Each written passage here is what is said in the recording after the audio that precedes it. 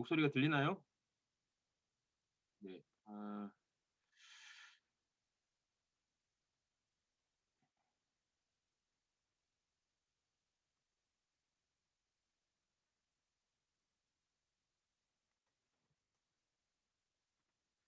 자, 바벨탑 이야기입니다. 아주 먼 옛날 노아 시대에는 사람들이 모두 같은 언어를 사용하였습니다. 서로가 말이 아주 잘 통했지요. 영어도 공부할 필요도 없고 한국어를 공부할 필요도 없는 세상, 좋은 세상입니다.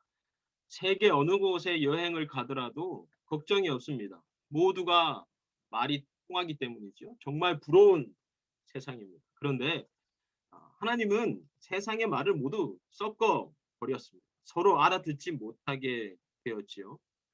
갑자기 서로의 말을 알아듣지 못하게 된 사람들은 서로의 말을 배워보려고 하지 않고 오히려 끼리끼리 살기로 작정을 했습니다. 그래서 모두 흩어져 자기 말이 통하는 사람들끼리 살기 시작하는 거죠. 속상합니다. 왜 하나님은 이 세상의 말을 모두 섞어 버렸을까요? 성경은 사람들이 바벨탑을 쌓았기 때문이다라고 말합니다. 자, 성경은 바벨탑이 시날 땅, 곧 메소포타미아 지역에 세워졌다고 합니다. 뒤에 보이는 화면의 그림처럼 지금도 같은 지역에는 지구라트라는 벽돌로 만든 높은 건물이 남아 있습니다. 한 50m 정도 되는 규모라고 하지요. 성경학자들은 아마 성경이 말하는 이 바벨탑이 메소포타미아 지역에 있는 이 지구라트와 같은 역할을 했을 것이다 생각을 합니다. 처음에 고고학자들은요, 이 지구라트가 피라미드처럼 생겨서 무덤이라고 생각했습니다. 그런데 그 속에 파보니 무덤이 아니었습니다. 그래서 다음에 고고학자들은 아마 고대인들이 예배를 드리는 제단이라고 생각했습니다. 근데 그것도 아니었어요. 저 높은 곳까지 재물을 들고 가는 것이 불가능했고 그 지구라트 옆에는 따로 제단이 만들어져 있었기 때문입니다. 그래서 고고학자들은 지구라트를 집으로 결론 지었습니다. 고대인들은 신이 사는 집을 만들어 놓은 거죠. 바벨탑 마찬가지였습니다. 고대 사람들은 도시 가운데 집을 지어놓고 신을 살게 했습니다. 그래서 서로 이야기하지요. 우리 여기서 더 이상 흩어지지 말고 뭉치자. 자, 창세기를 계속해서 공부했던 여러분들은 무언가 번뜩이는 아이디어를 하나 얻을 겁니다. 무엇과 비슷한 이야기지요? 네, 에덴 동산입니다. 하나님이 아담과 이브에게 에덴 동산을 만들고 그들을 초대하여 그곳에 살게 했습니다. 그런데 그들이 죄를 지었지요. 그리고 쫓겨났습니다. 그런데 오늘 창세기 11장의 사람들은 자기 스스로 에덴 동산을 만들고 거기에 신을 초대합니다. 역전시켰지요. 우리가 직접 에덴 동산을 만들고 신을 초대하자. 그리고 더 이상 우리가 신에게서 쫓겨나지 말고 하나가 되자. 이것이 바벨론 이야기의 핵심입니다. 우리가 에덴 동산의 새로운 창조주가 되자. 그리고 신에게 명령을 내리지요. 내가 원하는 장소에, 내가 원하는 때에, 내가 원하는 방식으로 내가 원하는 것을 들어줘. 여긴 내가 만든 에덴 동산이니 이곳의 주인은 나야. 이것이 바벨탑의 모습이었습니다. 자, 하나님은 어떻게 했을까요? 네, 하나님은 그들의 초청을 거절했습니다. 그리고 그들은 모두 흩어버렸지요. 다시 한번 에덴 동산과 똑같은 일이 벌어졌습니다. 그들이 만든 에덴 동산에서 그들을 추방시켰습니다. 건축 기술이 아주 뛰어난 사람이 있었어요. 그의 집 가든은 굉장히 넓었습니다. 집을 하나 새로 지을 만큼 넓었지. 그는 이 사람 저 사람 만나서 정보를 듣고 집을 위한 청사진을 만들었습니다. 그리고 자재를 하나씩 사서 건물도 올렸지요. 방도 만들고 화장실도 만들고 부엌도 만들고 창문도 만들어서 햇빛도 참 잘 들게 멋진 집을 만들었습니다. 그런데 이 멋진 집은 모두 부서져야 할 위치에 놓였습니다. 왜일까요? 네, 허락을 받지 않았기 때문에. 카운슬의 허락을 받고 집을 지어야 하지요. 아무리 기술이 좋아도, 아무리 멋진 집이라도 허가 없이 지은 집은 고치는 것이 아니라 무너뜨릴 수밖에 없습니다. 자기 마음대로 집을 지어놓고 하나님을 초대하고 하나님의 허락을 요청한다면 그것이 되는 것이 아닐 겁니다. 그 집은 어쩌면 무너져야 될 집을 지은 것일 수도 있겠지요. 자, 그럼 어떻게 하면 좋을까요? 네, 하나님의 집에 새들어 사는 겁니다. 하나님의 집에 새들어 사는 것이 가장 좋은 방법입니다.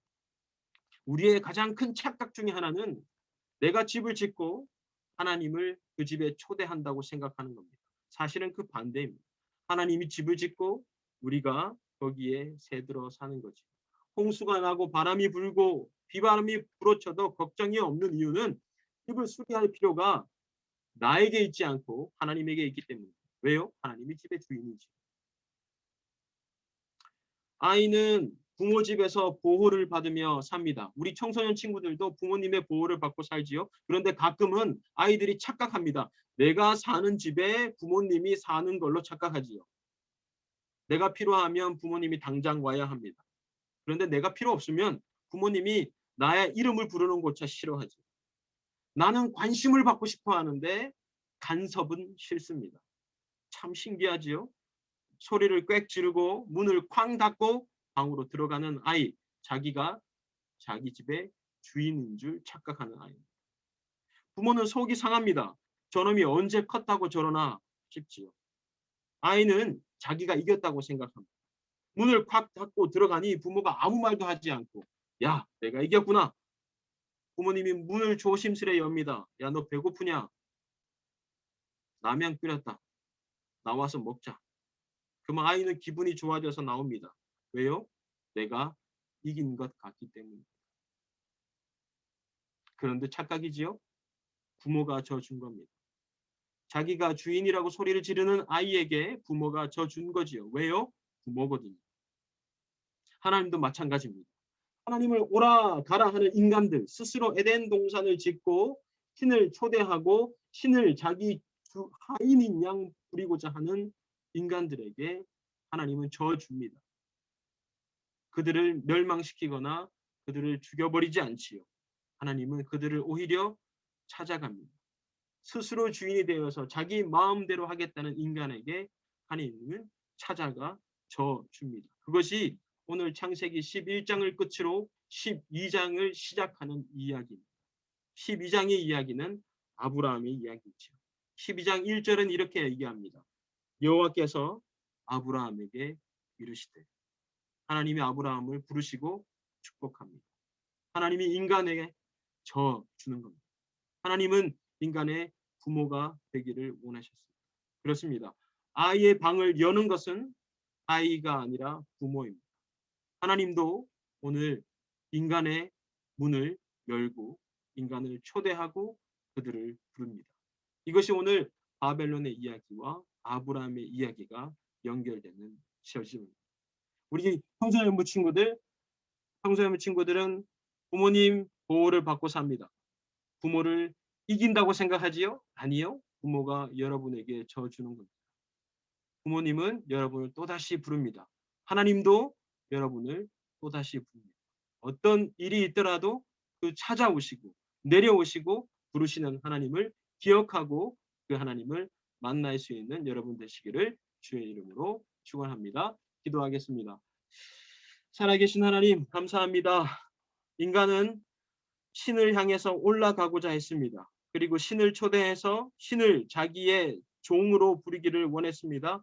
그러나 하나님은 그 인간을 멸하기보다 인간들 마음에 새로운 에덴 동산을 만들고자 하셨습니다. 찾아오시고 내려오시고 말 걸으시고 축복하시고 부르시는 그 하나님을 우리가 만나기를 원합니다. 우리 청소년부 아이들 그 하나님을 만나기를 원합니다. 찾아오시고 부르시고 만나주시는 그 하나님, 그 하나님이 평생 가운데 이 아이들의 귀한 도전이 되어질 수 있도록 축복하여 주십시오. 예수 그리스도 이름으로 기도드립니다. 아멘.